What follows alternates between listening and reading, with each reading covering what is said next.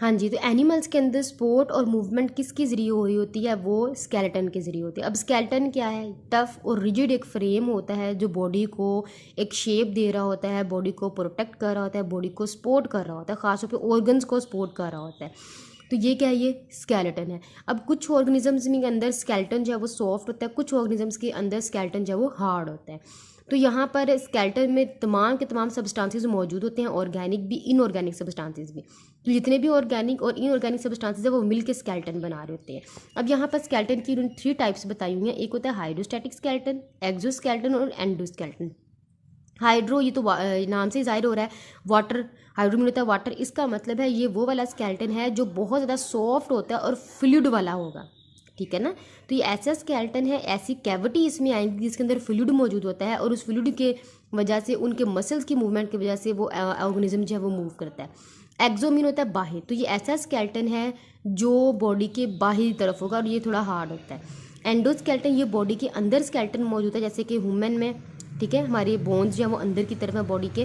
तो ये एंडोस्केलेटन ये बहुत हार्ड होता है। तो ये स्केलेटन का काम क्या है, बॉडी को प्रोटेक्ट करना और उनको बाकायदा शेप देना, सपोर्ट करना बॉडी को। तो सबसे पहले हम हाइड्रोस्केलेटन के बारे में स्टडी करते हैं। हाइड्रोस्केलेटन क्या होता है एनिमल्स में, क्योंकि एनिमल्स की अगर हम बात करें तो तुम्हें हार्ड स्केलेटन मौजूद नहीं होता इन एनिमल्स के अंदर। अब जितने भी एनिमल्स हैं, खासतौर पर जो फ्रेश वाटर में रहते हैं या सॉइल में रहते हैं, तो जितने भी वर्म्स वगैरह हैं उनमें हाइड्रोस्टैटिक स्केलेटन होता है। मिसाल के तौर पे हम नडेरियन फैमिली की बात करते हैं, एनिलिड्स फैमिली की बात करें जिसमें हाइड्रा आता है, अर्थवर्म आता है। तो इनकी बॉडीज़ जो है वो सॉफ्ट होती हैं क्योंकि ये इनवर्टिब्रेट है, इनके अंदर स्केलेटन, वो वर्टिबल कॉलम मौजूद नहीं होता, नर्व कॉर्ड मौजूद नहीं होती। तो ये क्या, ये बहुत सॉफ्ट एनिमल्स है, तो इनके अंदर सॉफ्ट स्केलेटन ही मौजूद होगा जिसको हम हाइड्रोस्टैटिक स्केलेटन कहते हैं। अब ये स्केलेटन क्या करता है, इन एनिमल्स की मूवमेंट में हेल्प कर रहा होता है, इनको सपोर्ट प्रोवाइड कर रहा होता है, इनको बॉडी को बाकायदा शेप दे रहा होता है। मिसाल के तौर पे मैं कहती हूँ, अब ये जो ये यहाँ पर सी एनिमल की एग्जांपल दी हुई है। सी एनिमल जो है ये सी में रहता है, ये आपने चरा फर्स्ट ईयर में देखा होगा, जिसके टेंटिकल्स काफ़ी ज़्यादा होते हैं और थोड़ी सी जिसकी बॉडी के अंदर कैविटी होती है, एक खाली स्पेस होती है जिसके अंदर फ्लूइड भरा होता है। तो टेंटिकल्स की मूवमेंट की वजह से जब वहाँ पर प्रेशर क्रिएट होता है उस कैविटी के अंदर, तो वो प्रेशर जो है वो उसके अंदर बॉडी के अंदर जो है वो फोर्स की वजह से, प्रेशर की वजह से बॉडी जो है वो ऊपर की तरफ मूव करती है। तो ये क्या, ये जो अंदर वाली कैविटी है वो क्या कहलाएगी, वो इसका स्केलेटन कहलाएगी, जो बॉडी की मूवमेंट में हेल्प कर रही है। अर्थवर्म की बात करें तो अर्थवर्म में भी ऐसे है, अर्थवर्म जो है वो लॉन्ग होता है, उसके अर्थवर्म मैं आपको बता देती हूँ यहाँ पे। अब फॉर एग्जांपल ये अर्थवर्म है, ये अब अर्थवर्म क्या है, बकायदा इसमें कंपार्टमेंट्स बने होते हैं, ठीक है, इसमें बकायदा सेपरेशन हुई हुई है। तो इसमें इन कंपार्टमेंट्स के अंदर बकायदा क्या होते हैं, कुछ सर्कुलर मसल्स होते हैं, कुछ लॉन्गिट्यूडनल मसल्स होते हैं। अब ये सर्कुलर लॉन्गिट्यूडनल मसल जो है ये मिलकर इस पूरे अर्थवर्म में मूवमेंट का बाइस बनता है। ये आप आगे जाके बहुत डिटेल से पढ़ेंगे।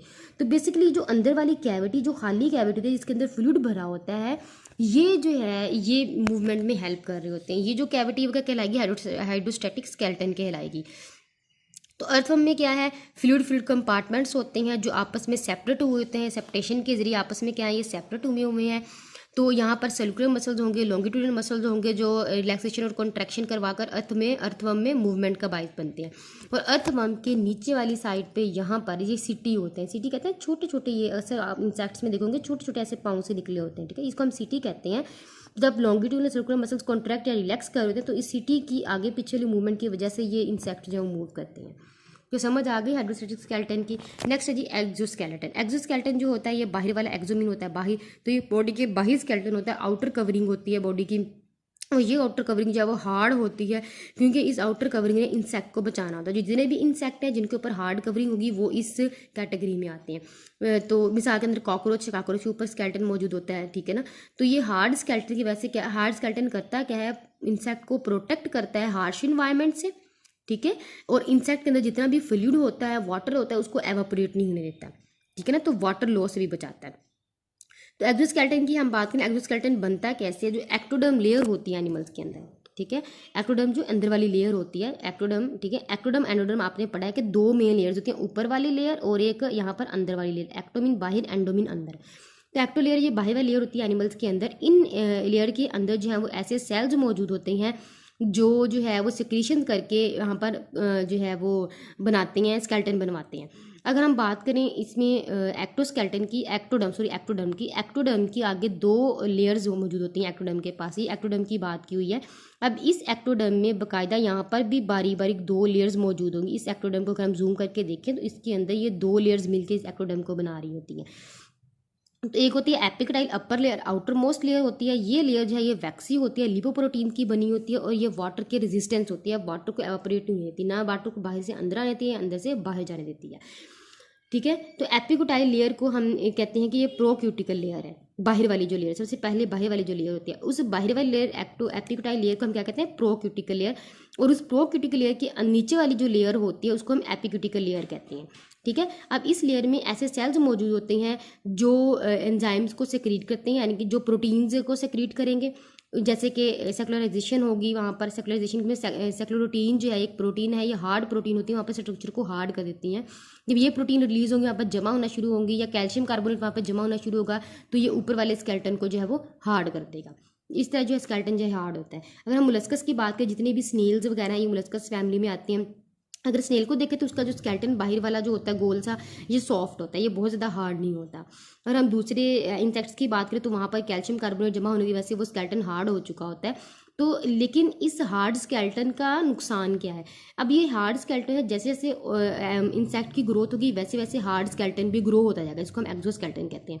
उस हार्ड स्केलेटन की वजह से क्या होगा, इंसेक्ट की ग्रोथ जो रुक जाती है।